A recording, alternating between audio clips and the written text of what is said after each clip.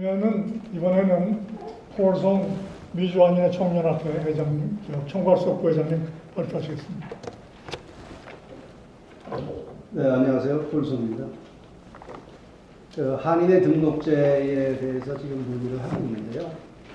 먼저 저희 미국의 백그라운드만 말씀을 해드릴게요. 미국 50개 주에 지금 250만이라고 그랬는데 거의 300만 한인이 살고 계시고 그 중에 180개 한인회가 있습니다. 지금 저희 동포재단에서 400여 그 한인회가 있는데 그 중에 반이 미국에 있습니다. 한인들은 300만이 되고요. 제가 한인회장을 했던 그 지역도 한인들만 10만 명 삽니다. 굉장히 다르다는 것이죠. 다른 데하고, 다른 지역하고는. 그리고 지금 435명의 미국 하원의원이 있는데 저희 50개 한인회가 50개 중에 전부 다 있습니다. 미국의 하원의원을 갖다가 한국에 있는 정치인이나 누가 만나려고 그러면 쉽지 않습니다. 그러나 그게 필요에 의해 가지고 그 지역 한인회장을 통하거나 하면은 충분히 만나요. 왜 그러냐 하면은 그네들이 표하고 직결이 되기 때문에 그게 굉장히 수월합니다. 굉장히 특수한 관계라는 것이죠. 그래서 이러한 미주 지역의 그 상황을 조금 더 이해를 좀 해주시면 편하겠습니다. 그리고 저희가 180개 한인회에서 그거를 전부 통합을 해서 미주 한인회 총연합회라고 있는데 거기에 이제 총회장 되시는 분이 지금 현재 국순구 총회장님 저 뒤에 앉아 계시는데 국순구 회장님이 계시고 그 미국 50개 주를 갖다가 8개로 해가지고 나눠서 연합회가 있습니다. 그 연합회장들이 다 있습니다. 저희 같은 데만 해도 서남부 연합회인데 거기는 8개 스테이트가 있습니다. 거기에 거의 150만 정도의 한인들이 살고 있습니다. 이렇게 시스템이 잘 돼 있어요. 그거를 먼저 말씀을 드리고 제가 시작을 하겠습니다. 여기서 저는 이 등록제라고 그랬는데 질문을 드리고 싶어요.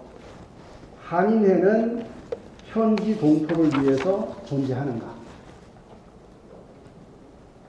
존재하죠? 현지 동포를 위하지 않으면 한인회가 왜 필요하겠습니까? 두 번째 질문은요. 한국 정부를 위해서 존재하는 단체인가? 그렇지 않습니다. 그러면 누구를 위한 등록제인가 이게? 저희들이 한인회는 현지 동포를 위해서 존재하고 한인회는 한국 정부를 위해서 존재하지 않는다 하는 것이 일반적인 생각입니다. 그런데 등록제를 하게 되면 이건 누구를 위한 등록제인가 하는 것을 고민을 하게 돼요. 여기서 조금 더 깊이 생각을 해줘야 됩니다. 등록제를 하는 이유가 누구를 위한 것인가? 한국 정부인가? 아니면 그곳에 있는 한인 동포들인가? 그거를 생각을 해주셔야 됩니다. 그러면 한인의 등록제를 제한하는 배경이 한인회 간의 분규 아니면은 갈등 이런 거를 막기 위해서 등록제를 한다. 얼뜻 들으면요 아주 솔깃하고 정확한 얘기예요. 왜냐? 허가제 같은 걸 줘서 너희들 싸움하면 허가 안 해줘. 그리고 당신들이 분규 갈등을 하면 앞으로 세계 한인회장대 이런 데 초청 안 할 거야. 실질적으로 저희는 그렇게 그거를 당한 사람들입니다. 예, 그래서 지난 6년, 7년 동안 저희 동포재단에서 하는 세계 한인회장대에 참가하지 못했어요. 예, 부르지 않아서.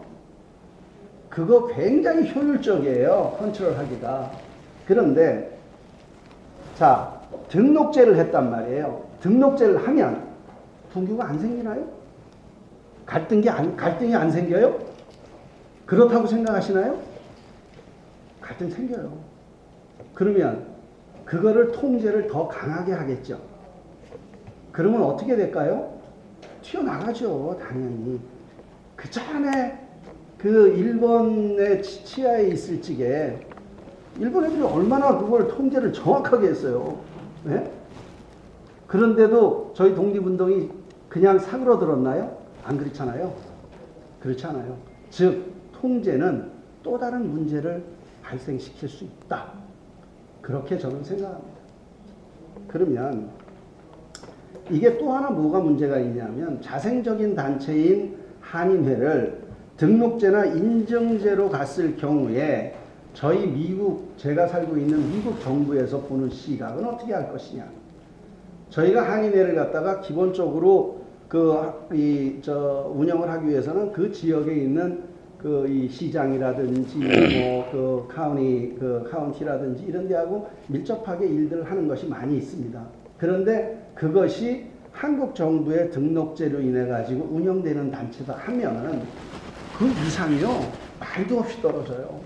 그리고 미국 정부에서 보는 시각도 틀려집니다. 그래서 그런 것들을 생각을 좀 해봐야 되고, 이 미국에 지금 11월 달이면 이제 중간선거가 또 있습니다. 그러면 그런 사람들을 저희 한인회가 굉장히 지원을 많이 해요.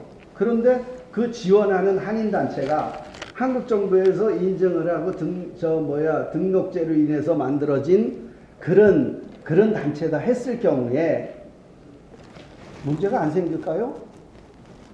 네, 그런 이 문제가 틀림없이 생깁니다.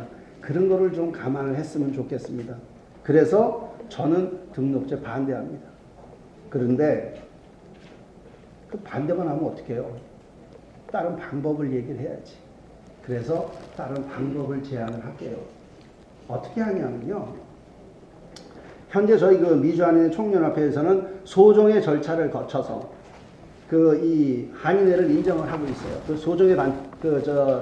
그 소정의 절차라는 것은 뭐냐면 비영리 단체에 등록을 했느냐. 그래서 그 C5 등록을 정부로 해서 비영리 단체에 등록이 돼 있느냐. 정관이 있느냐. 그 다음에 이사회를 갖고 있느냐. 이사회에 대해서 그 민유회시 있느냐. 그 다음에 텍스 보고는 제대로 하느냐. 그 다음에 선거는 똑바로 하느냐. 이런 것들을 저희들이 스크린을 합니다. 그래서 아까 동포재단 김성곤 이사장님께서 말씀하셨지만 나홀로 회장인 사람들도 있어요. 그런 거를 정리를 해야 돼요. 한인회인데 자기 혼자 한인회 회장이야. 근데 한국 정부에서는 보면은 자기한테 너무너무 잘해. 싹싹하고 여기는 그냥 인정을 해줘야지.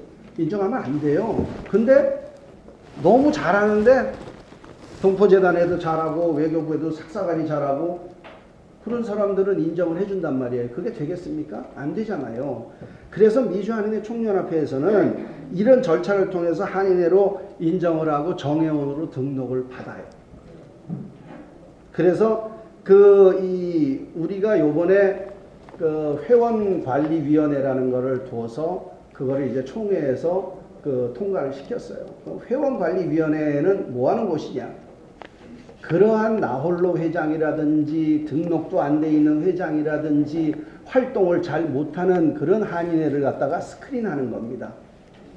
그래서 그걸 잘라버리자는 것이 아니고 저는 10만 명이 있는 데서 한인회를 했지만은 한인회장을 했지만 어디는 한 1000명밖에 안 되는 곳에서 한인회장을 하시는 분이 있어요. 그러면 그 사람들은 무시해야 되나요?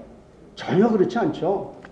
100명, 200명, 500명 있는 곳에서도 한인회를 꾸려나가면서 잘 동포사회를 결집시키고 그쪽 주류사회 쪽에 잘 관계를 갖고 있다 그러면 그건 한인회 활동을 잘하는 거예요. 근데 보니까 스킬이 부족해.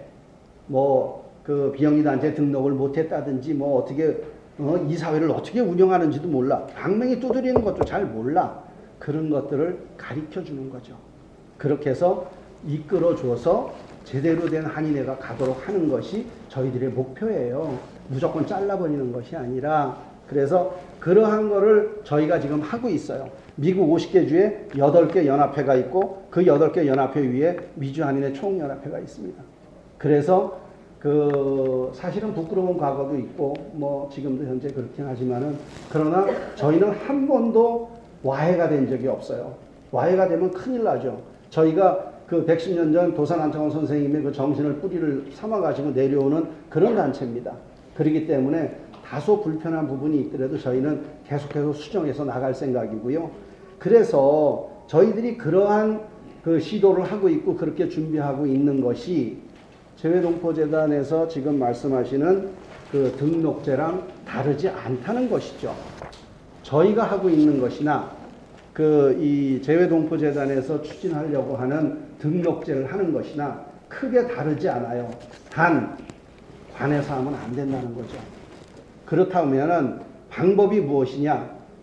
미주한인의 청년합회도 있고 거기에 연합회도 있고 거기에서 인정을 하고 스크린을 한 그 단체를 인정해 주면 되는 거예요.